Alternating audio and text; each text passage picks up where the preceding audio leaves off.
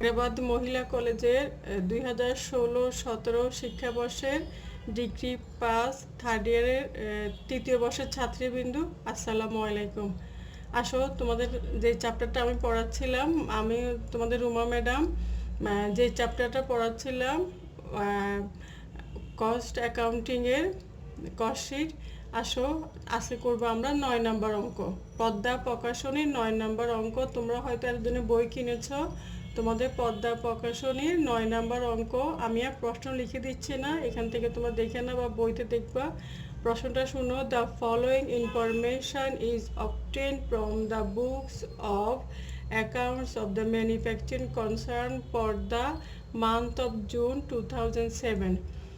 দেখো কি বলা আছে। ওপেনিং র ম্যাটেরিয়ালস, ক্লোজিং র materials, purchase of raw materials, opening work in progress, opening finished goods, closing finished goods, direct labor 2000 hour at the rate of taka 2 per hour, direct expenses, indirect labor, administrative expenses, fixed variable 10% of prime cost, selling expenses, fixed variable 5% of cost of goods sold, profit 15% of sales.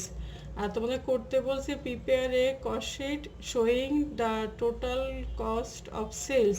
তাহলে আসো আমরা এখন অঙ্কটা শুরু করব, solution করব। আবারও বলছি পদ্মা প্রকাশনীর 9 নম্বর অঙ্ক। অঙ্কটা সলিউশন করব। এক্সারসাইজ 9 সলিউশন, পদ্মা প্রকাশনীর 9 নম্বর অঙ্ক। Cost statement for the month of June 2007। Elements of cost, টাকার কলাম 3টা করবা। প্রথমে আমরা লিখব ওপেনিং র ম্যাটেরিয়ালস 7500, তার সাথে পারচেস করতে হবে যোগ 30,000। তাহলে টোটাল যোগফল হচ্ছে 37,500। এটা হচ্ছে র ম্যাটেরিয়াল অ্যাভেলেবল ফর ইউজেস, কাঁচামালের ব্যবহার। তার সাথে আসো মাইনাস করব ক্লোজিং র ম্যাটেরিয়ালস। পার্সেসের সাথে কোনো ফেরত বা ডিসকাউন্ট কিছু নেই, সেজন্য আমরা মাইনাস করব ক্লোজিং র ম্যাটেরিয়াল 4000। তাহলে যেটা আসছে সেটা র ম্যাটেরিয়াল কনজিউমড কত আসছে 33,500। তার সাথে আমরা ডাইরেক্ট এক্সপেন্সেস যেগুলো সেগুলো যোগ করব। তাহলে ডাইরেক্ট লেবার বলা ছিল প্রশ্নে 2000 আওয়ার, প্রতি ঘন্টায় 2 টাকা করে, তাহলে কত আসে 4000। তারপরে আবার প্লাস করব ডাইরেক্ট এক্সপেন্সেস 6300। তাহলে টোটাল যোগফল হচ্ছে 43,800। এটা হচ্ছে আমাদের প্রাইম কস্ট মানে মুখ্য ব্যয়। এটার সাথে আসো ফ্যাক্টরি যে খরচগুলো সেগুলো যোগ করব।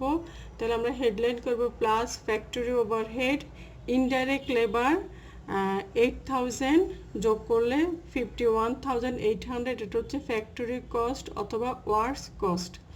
তার সাথে plus opening work in progress 5000 add করব, তাহলে 56,800। আর মাইনাস করব minus closing work in progress 7000, তাহলে কত আসে 49,800। এটা হচ্ছে কি কস্ট অফ গুডস ম্যানুফ্যাকচার।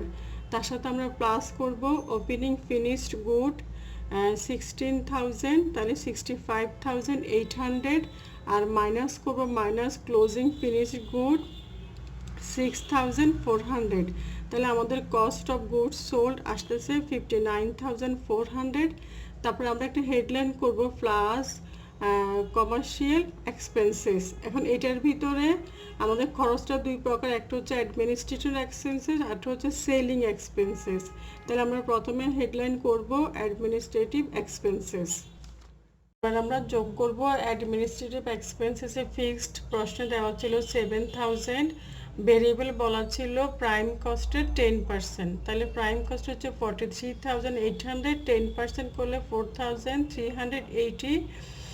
এখন এটা যোগফল 11,380। তারপরে আসো আমরা সেলিং এক্সপেন্সেস, ফিক্সড ছিল 22,500 আর ভেরিয়েবল বলা ছিল কস্ট অফ গুড ম্যানুফ্যাকচারের 5%। তাহলে 59,400 5%, 2,970। তাহলে যোগ করলে কত হয় 5,470। টোটাল টোটাল কমার্শিয়াল এক্সপেন্সেস চাইলে 16,850, তাহলে টোটাল যোগ করলে কস্ট অফ গুডস বা টোটাল কোর্স 76,250।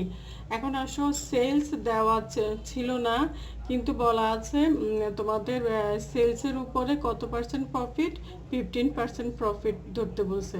তাহলে এখন আমরা যদি সেলসের উপর 15% হয়, তাহলে কস্ট অফ গুডস সোল্ডের উপরে কত পার্সেন্ট প্রফিট ধরতে হবে সেটা আমরা অঙ্কের নিচে নোটস আকারে দেখিয়েছি। দেখো, লেট সেলস ইকুয়াল টু 100, তাহলে প্রফিট হচ্ছে কত, 15, তাহলে কস্ট হচ্ছে 100 মাইনাস 15, তাহলে 85, তাহলে percentage of profit on cost, উপরে হবে প্রফিট, নিচে হচ্ছে কস্ট ইন্টু 100, তাহলে কত আসে, 17.6470%।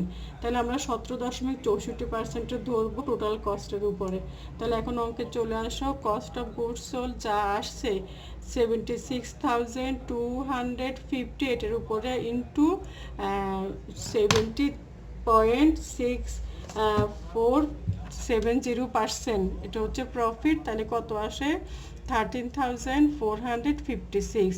তাই টোটাল সেলস হচ্ছে 89,706। তাহলে আসো কস্ট অফ গুডস সোল্ডের সাথে প্রফিটটা যোগ করলে আমরা সেলসটা পাবো। তাহলে সেলস হচ্ছে 89,706। তাহলে আমাদের অঙ্ক এই পর্যন্তই। তোমরা বাসায় প্র্যাকটিস করবা, কস্ট শিটের অঙ্কগুলো ভালো করে করবা। এটা তোমরা তো আগেও করেছো, এখনও করো। তা আমরা কলেজ খুলে ভালো করে করব। ভালো থাকো, সুস্থ থাকো, আল্লাহ হাফেজ।